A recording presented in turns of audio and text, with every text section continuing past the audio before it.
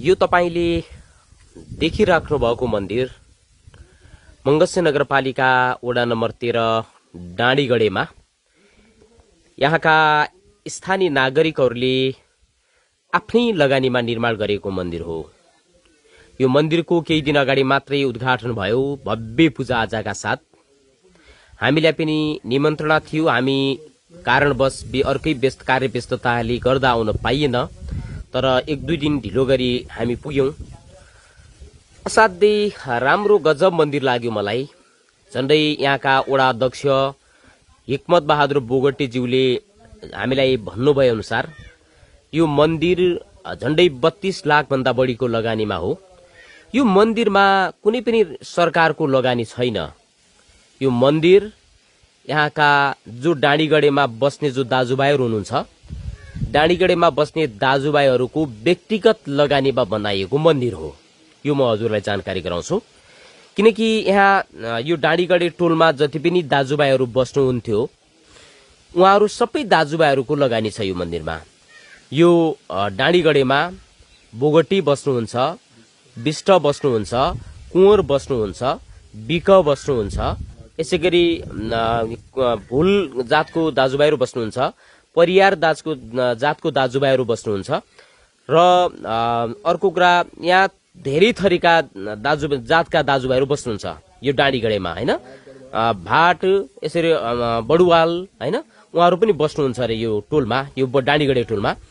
र यो टोल निकै चर्चित टोल हो डाँडीगढे दौरा सिराई बन्चरा बस्तीका कुहुन्ना बाडुले लाउने बेली नास्ति गाउने एउटा गीत छ। त्यसैले हामीले चाह्यौं भने हैन थोरै लगानीबाट पनि यति राम्रा संरचनाहरू बन्दा रहेछन् भन्ने मलाई महसुस पनि भयो। किनकि राज्यको लगानी हुने हो भने कम्तीमा पनि 50 लाख भन्दा तलको मन्दिर बन्दैन यो। तर यहाँका दाजुभाइहरूले 32 लाखमा यो राम्रो मन्दिर बनाउनु भएको छ। 10,000 रुपियाँदेखि लिएर हैन यो 2 देखि 3 लाखसम्म व्यक्तिगत रूपमा पनि लगानी छ यहाँ दाजुभाइहरूको।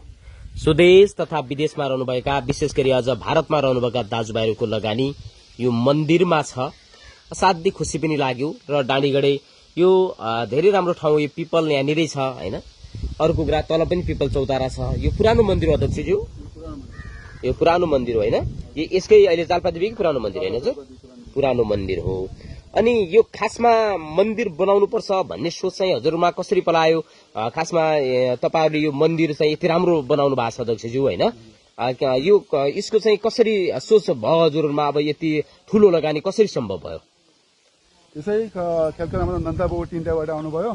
सालपाडातिर पनि आफै त्यहाँ दाजुभाइले यसरी मन्दिर बनायो, यसरी हामीले पनि बनाउनु पर्छ भन्ने नन्दा बोगटीले भन्यो। अनि हामी सबै नन्दा बोगटी म हाम्रो यहाँ धर्म नेपाली लगायत हामी जो गाउँमा बसिया छौँ, यसो हाम्रो सल्लाह भयो। फेरि इन्डिया गएर नन्दा बोगटीले यो प्रयास गर्यो, सब दाजुभाइले ठिक छ हामीले लाउनु पर्छ भने सबै खुसी भए। सबैले फटाफट 10,000 भारूदेखि 3 लाखसम्म हामीलाई सबैले उठायो।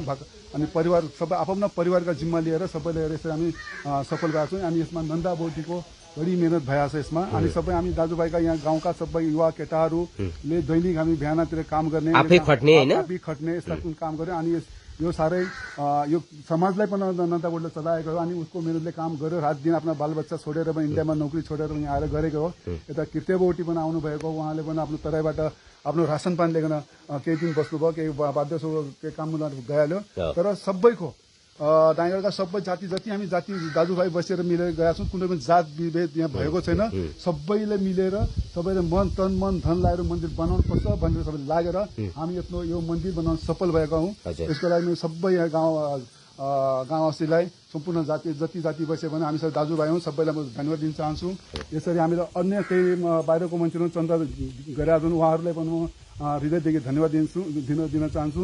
अनि अब के कारणवश हामी अस्ति आउनु पाएन, मङ्गलसिंह नगरपालिकामा कारण हो। तर हामी सबै अब चाहिँ यसको घेरा परेको लागि अनि प्रतिबद्धजना मेयर साहबले प्रतिबद्धजना आएको भन्न यहाँदेखि हाम्रो सबै दाजुभाइलाई भन्न चाहन्छु। हजुर, हवस् सर, धन्यवाद। हुन्छ अध्यक्षज्यू, धन्यवाद छ हजुरलाई। सबै दाजुभाइहरूको निकै राम्रो सहयोग भयो। किनकि आफ्नो पुज्ने देउता हो नि त हैन।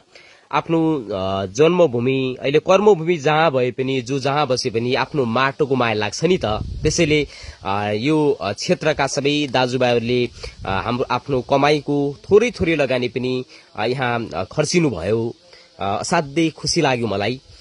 यो डाँडीगढी यो अब यसले गर्दा हामी टाढाबाट हेर्दाखेरि पनि यो मन्दिरको शोभा यति राम्रो देखियो। उता बस्तीबाट उता शिशु सुधार मावि बस्ती हुँदै हामी आयौं, यो यति राम्रो देखियो त्यहाँबाट। यस्तो राम्रो एउटा यो संरचनाले गाउँको यति शोभा बढाउँदो रहेछ कि यो संरचनाले यो मन्दिर यस्तो राम्रो शोभा दिएको छ उताबाट पनि हैन।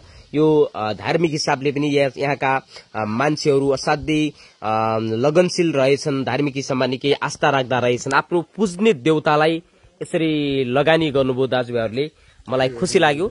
सबै दाजुभाइहरूप्रति म हार्दिक नमन व्यक्त गर्न चाहन्छु डाँडीगढेवासीलाई। धन्यवाद।